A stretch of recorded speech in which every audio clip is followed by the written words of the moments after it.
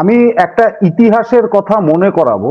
যখন সাদ্দাম হোসেনের ওপরে আক্রমণ বা অর্থাৎ ইরাক আমেরিকার যে যুদ্ধ হয় 1985 সালে, তখন এরশাদ সাহেবকে আমেরিকান জেট বিমানের জন্য ফুয়েলিং এর জন্য বলা হয়েছিল, কিন্তু এরশাদ আচ্ছা। সাহেব তখন তখন রাজি হয়নি। তার কারণ বাংলাদেশের নিজস্ব একটা পররাষ্ট্র নীতি ছিল এবং সেই পররাষ্ট্র নীতিটা ছিল জোট নিরপেক্ষতা। ঠিক আছে, সবার সঙ্গে বন্ধুত্ব, কারো সঙ্গে বৈরিতা নয়।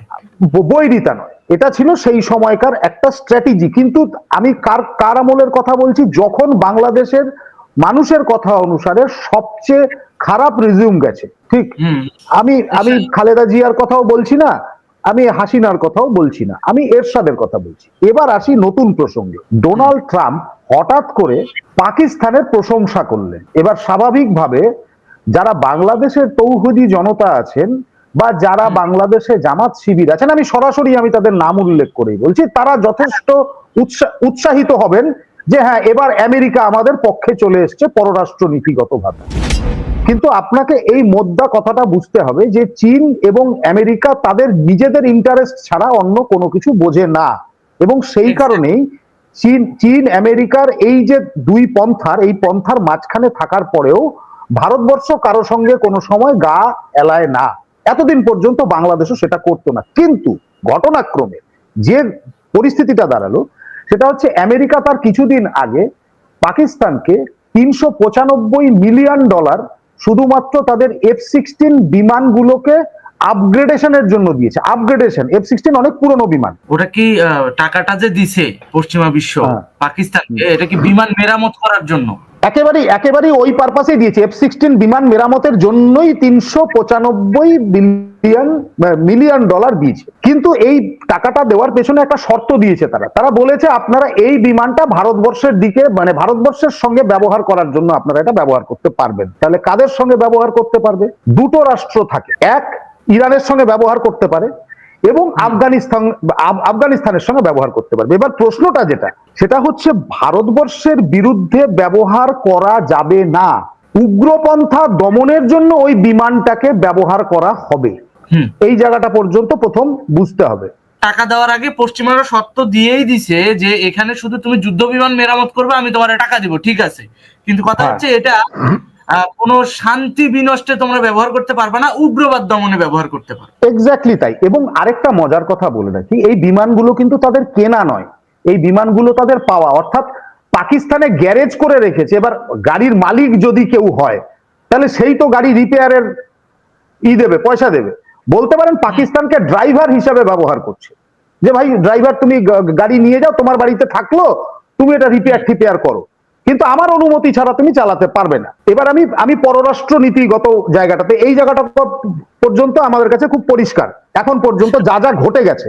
এবার কি কি ঘটতে পারে তার একটা পরিসংখ্যান দিচ্ছি। সেটা হচ্ছে, ইরানে যত তেল বিক্রি হয় তার প্রায় 90%, ইরানে যা তেল উৎপাদন হয় তার 90% কেনে চীন। এবং ইরানের অর্থনীতি অর্থাৎ শক্তিটা আসে চীনের থেকে। খুব পরিষ্কার কথা, এটা বুঝতে হবে। চীনের পয়সায়।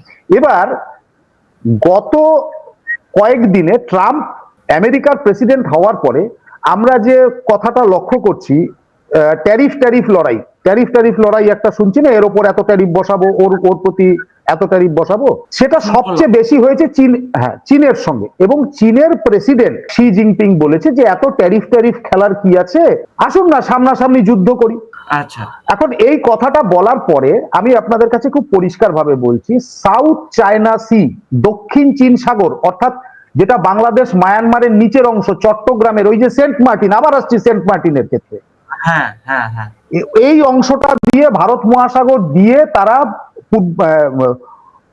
মধ্য এশিয়া, মধ্যপ্রাচ্য এবং ইউরোপের মূল বাণিজ্যটা করে। আচ্ছা, ঠিক, ক্লিয়ার? ঠিক।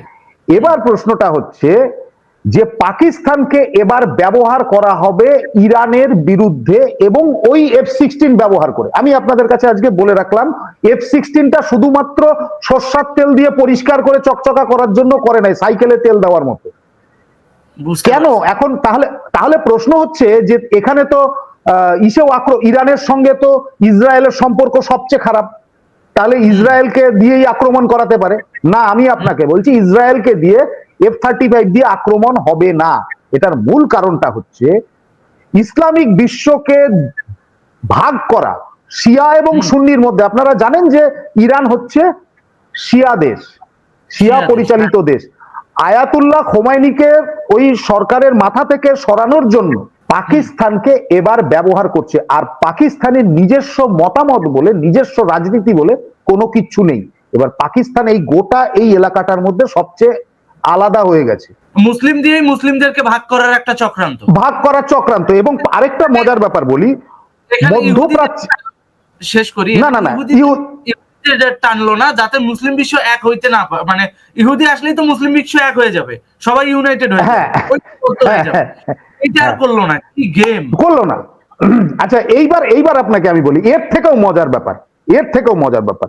অতি সম্প্রতিকালে জানেন যে আরব আমির শাহী বা দুবাই তারা পাকিস্তানিদের ভিসা সম্পর্কে সতর্ক হয়ে গেছে। তারা পাকিস্তানিদের ভিসা দিচ্ছে না এবং অনেককে ফিরিয়ে দিয়েছে। এটা আপনারা জানেন, আমরা সবাই সেটা কম বেশি জানি।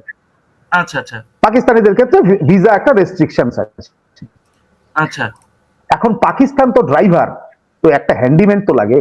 এক্স্যাক্টলি, তাহলে হ্যান্ডিম্যানটা কি হবে? বুঝতে পারছি, মানে বাংলাদেশকে জোট নিরপেক্ষ জায়গা থেকে সরায় নিয়ে আসতেই হচ্ছে এই গেমটা, যাতে বাংলাদেশকে হ্যান্ডিম্যান হিসেবে ইউজ করতে পারে।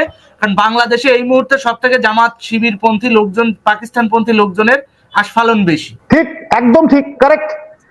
সিম্পল সমীকরণ, একদম সিম্পল সমীকরণ। এর জন্য কোনো রকেট সায়েন্সের প্রয়োজন নাই।